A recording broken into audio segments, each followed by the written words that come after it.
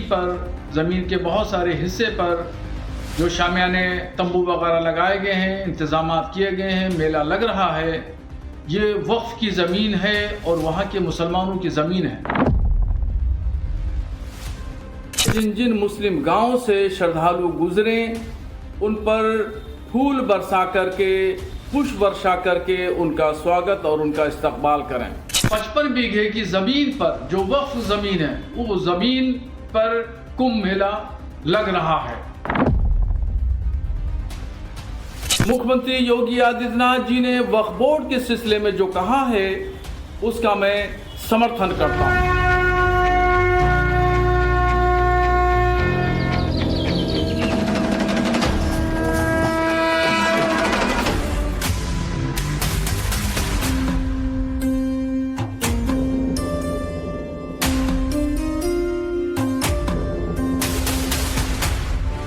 महाकुंभ की 55 बीघा जमीन को वक्फ बोर्ड की प्रॉपर्टी बताने वाले मौलाना साहब ने गजब पलटी मारी है। योगी आदित्यनाथ का बयान क्या आया, चंद मिनटों के भीतर ही मौलाना शहाबुद्दीन रिजवी ने यू टर्न मार दिया। ये तो प्रयागराज में तो सैकड़ों एकड़ भूमि पे तमाम भूमाफियाओं ने कब्जा किया हुआ है और देर सवेर तो खाली होना ही है।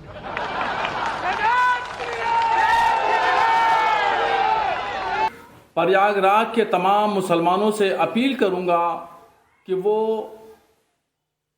खुशहाली और सद्भाव के लिए जिन जिन मुस्लिम महलों से, जिन जिन मुस्लिम गांवों से श्रद्धालु गुजरें उन पर फूल बरसा करके, पुष्प वर्षा करके उनका स्वागत और उनका इस्तकबाल करें।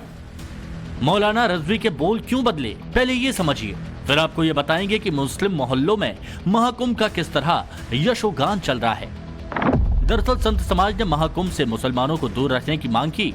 इसके बाद बौखलाए मौलाना ने वक्फ बोर्ड वाली एंट्री करा दी।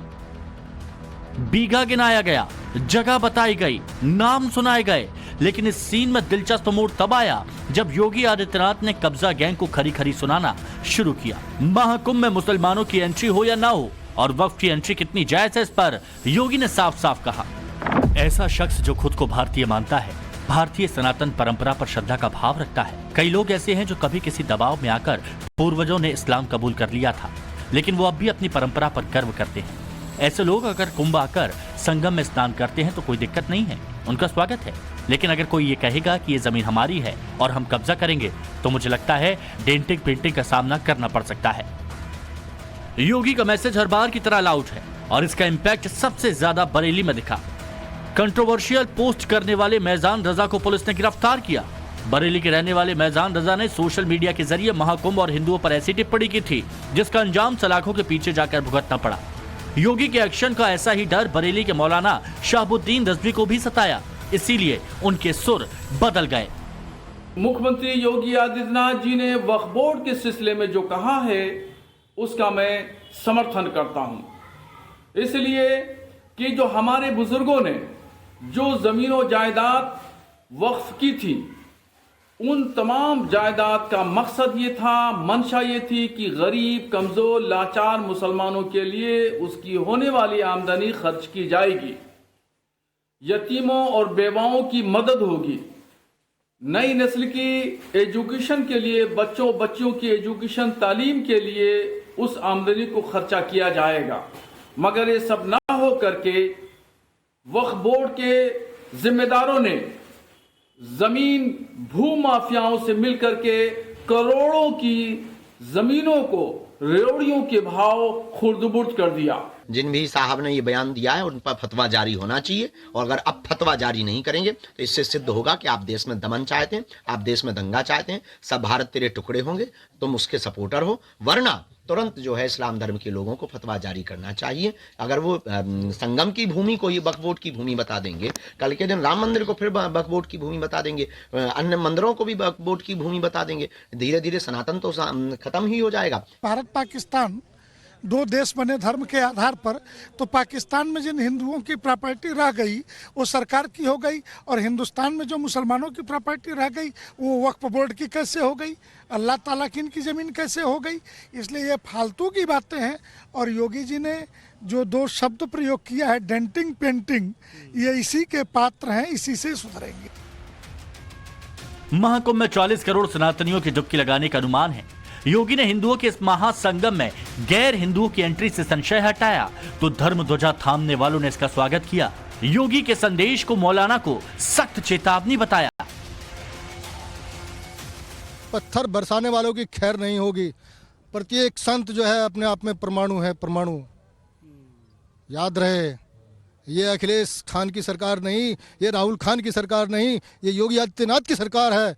दोगले परिजाति के लोग हैं, मिनटों में ही बदल जाते हैं। ये कभी कहते हैं इन पे पत्थर बरसाओ, कभी कहते हैं इन पे फूल बरसाओ, कभी ये अब पत्थर वाला काम तो खत्म ही हो गया। ये अब तो ये फूल ही बरसाएंगे। अब तो पत्थर वाला काम तो बिल्कुल ही खत्म हो गया महाराज। जाएगा तो बोर्ड कहाँ रह जाएगा? जब अभी नहीं रह जाएगा तो बोर्ड कहाँ होगा? बोर्ड योगी जी ने कहा है कि इस गुंडा बोर्ड को हम खत्म कर देंगे।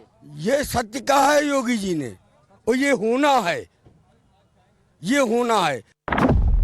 कुंभ सिटी का चप्पा चप्पा चमक रहा है। झूसी, तेलियारगंज, संगम, परेड ग्राउंड और अरेल की चमक देखकर मौलाना रजवी भी चौंधिया रहे हैं। झूसी ही वो जगह है जिस पर मौलाना साहब ने वक्फ वाला दाव चला था। दावा सच्चाई से कितना कोसों दूर है ये भी हमने समझने की कोशिश की। महाकुंभ इलाके से सटी हुई जिस जमीन के वक्फ जमीन होने का दावा किया जा रहा था, उस जमीन पर मैं इस वक्त मौजूद हूं। देखिए, यहां से जो सीमा है, अगर ये दावे पर यकीन कर लिया जाए कि ये जमीन वक्फ बोर्ड की है, तब भी जो यहाँ के खिदमतगार है उनका कहना है कि सिर्फ वक्फ जमीन की जो सीमा है, मतलब जहां तक वक्फ की प्रॉपर्टी है, वो ये दीवार इस वक्फ प्रॉपर्टी को महाकुंभ मेला से अलग करती है। इस दीवार से इधर की जमीन, लेफ्ट हैंड साइड की जमीन महाकुंभ मेला क्षेत्र की है, और इधर की जमीन वक्फ की हो सकती है, और हो सकती है कि यह सीमा जो यहां पर मैं बता रहा हूं वहां पर हो, मतलब और आगे तक महाकुंभ परिक्षेत्र हो सकता है। इसकी संभावना भी है, चूंकि पैमाइश नहीं हुई है, लेकिन इतना तय है कि आखिरी सीमा वक्फ बोर्ड की संपत्ति की यहां तक है, जिसे वक्फ रानी गोमती ने किया था, ऐसा दावा किया जा रहा है। और देखिए, जो जहां से मेला की शुरुआत हो रही है वो कितना दूर है। देखिए, यहां से इस पेड़ से, बहुत पुराना पेड़ है, यहां से यहां पर देखिए, ये जो पहला टीन शेड आया है, जो पहला जहां पर मेला क्षेत्र का कैंप लगा हुआ है झूसी इलाके में, वहां से लगभग 500 मीटर की दूरी पर वो सीमा है जहां से वक्फ की प्रॉपर्टी शुरू होती है। तो वो दावा कितना निराधार है, दावा कितना फेक है और दावा कितना तथ्यहीन है, इसी बात से समझा जा सकता है। प्रयागराज में मेला इलाके के पास वक्फ की प्रॉपर्टी कितनी है और कहां-कहां है, आप उसके एक्सक्लूसिव दस्तावेज देख रहे हैं। इसमें बताया गया है कि 55 नहीं बल्कि 25 बीघा जमीन वक्फ संपत्ति की है। झूसी में मौजूद इस जमीन पर करीब 35 परिवार कई सालों से रह रहे हैं।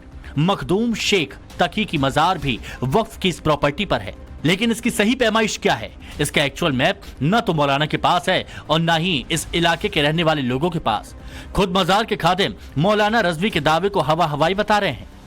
179 नंबर है वक्फ नंबर, और 3 नंबर जमीन हमारी वक्फ है, जिसमें कुल 25 बीघा जमीन आती है। अच्छा, ठीक, हाँ, 25 बीघा जमीन हमारी वक्फ में है। ये कुछ जमीनें नाले उस पार भी अभी बराबर कर दिया गया, कुछ कब्रें थी वहाँ पे, अच्छा, बराबर करके मेला लगाया गया। हम लोग मतलब ये दिखाना जरूरी है कि वक्फ की जो संपत्ति जो 25 बीघा होने का दावा किया जा रहा है, वो देखिए उसकी सीमा आगे भी है। ये जो पेड़ है इससे आगे भी, जी, ये पेड़ आगे आई सीमा, ये पूरी कब्रिस्तान है। थोड़ा सा अगर आगे आ जाए ज्यादा बेहतर तरीके से समझा पाएंगे। देखिए, ये जो दुकानें बनी हुई हैं, ये जो गलियां हैं, ये जो घर बने हुए हैं, ये जो कई परिवार रह रहे हैं, ये जो प्लॉट हैं, ये जो लोग बैठे हैं, तो ये सब वक्फ की प्रॉपर्टी पर बने हुए हैं। हाँ, वक्फ की प्रॉपर्टी बनी, यहाँ के खादिम है। अच्छा, ये यहाँ के पुश्तैनी खादिम है, हजरत के सेवा करते हैं, झाड़ू पोछा साफ सफाई, ये सब खादिम है यहाँ के। महाकुंभ सदियों से लगता आ रहा है। वक्फ की प्रॉपर्टी वाले कागज से भी सालों पुराना है महाकुंभ का आयोजन। ऐसे में सवाल है कि महाकुंभ के नाम पर हिंदू मुसलमान कौन कर रहा है? क्यों महाकुंभ के बहाने लाइमलाइट पाने की कोशिश की जाती है?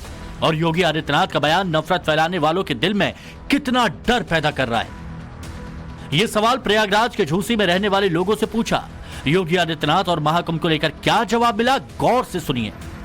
जो लोग एक संकीर्ण दृष्टि से सनातन धर्म को देखते हैं, यहाँ पे आपस में सांप्रदायिक मतभेद है, भेदभाव है या छुआछूत और अस्पृश्यता के आधार पर समाज को बांटने का काम करते हैं, उन लोगों को आकर के देखना चाहिए कि यहाँ न पंथ का भेद है, न जाति का भेद है, न छुआछूत है, न कोई लिंग का भेद है।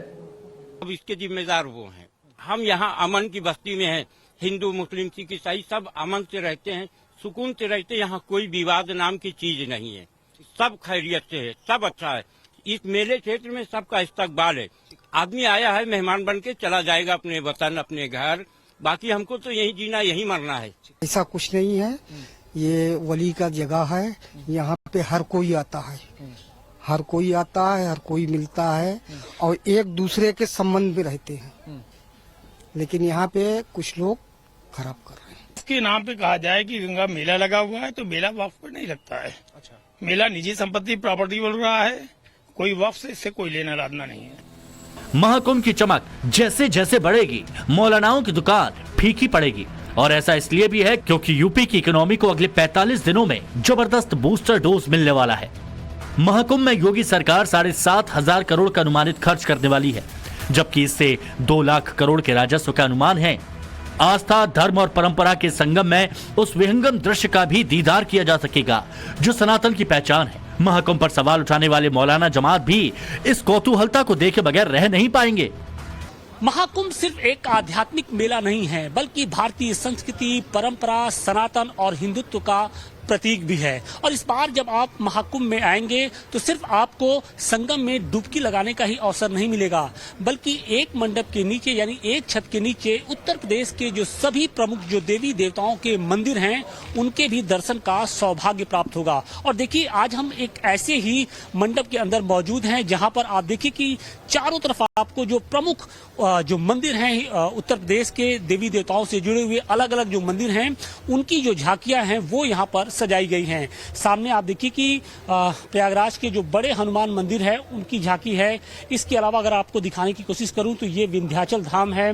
ठीक पीछे अगर आप दिखाएं तो वहां पर काशी विश्वनाथ धाम का जो मॉडल है, जो स्ट्रक्चर है वो यहाँ पर स्थापित किया गया है। और सबसे जो बड़ा मंदिर इस वक्त जो सुर्खियों में है वो राम मंदिर, उसकी भी एक जो झलक है वो यहाँ पर दिखाई पड़ रही है। तो निश्चित तौर पे उत्तर प्रदेश सरकार की ओर से जो सनातन का संदेश है उसे पूरी दुनिया में ले जाने की कोशिश की जा रही है। और यही कारण है कि महाकुंभ में जो श्रद्धालु आएंगे तो उन्हें सिर्फ और सिर्फ संगम में स्नान करने का ही अवसर नहीं मिलेगा, बल्कि यहाँ से जो संदेश होगा वो पूरी दुनिया में जाएगा। और खासतौर से इन मंदिरों को लेकर हिंदू क्या है, सबके लिए बाहें खोल करके खड़ा हुआ, किसी से दुराव नहीं, छिपाव नहीं। आप आइए, सबका स्वागत है और सबके लिए पूरा सुविधा। दिव्य है, क्यों भव्य है वो आप इसे देख करके समझ सकते हैं कि क्यों ऐसा कहा जा रहा था। और मैं तो देखने आया, मतलब बहुत अच्छा, बहुत प्यारा है। सबको आना चाहिए, युवाओं को तो मतलब जरूर आना चाहिए, क्योंकि देखना चाहिए कि कितना मतलब ऐसे कंसाइज और कितना कमाल का है भारत हमारा। बहुत धन्यवाद योगी जी और मोदी जी का कि जो इतना अच्छा भव्य और दिव्य कुंभ उन्होंने यहाँ पे करा दिया। महाकुंभ से हजारों लाखों रोजगार पैदा होंगे। बहुत मुमकिन है इससे वो लोग भी शामिल हैं जो झूसी के रहने वाले हैं। यानी सनातनी संस्कृति के इस मेले में हिंदुओं का भी उद्धार होगा, मुसलमानों को भी कारोबार मिलेगा और उचित जवाब मिल जाएगा मौलाना रजवी को, जो पुष्प वर्षा की बात करने से पहले वक्फ वाले नैरेटिव पर 100 बार सोचेंगे। प्रयागराज से मनीष यादव और आशुतोष सिंह के साथ bureau report, times now of Bharat.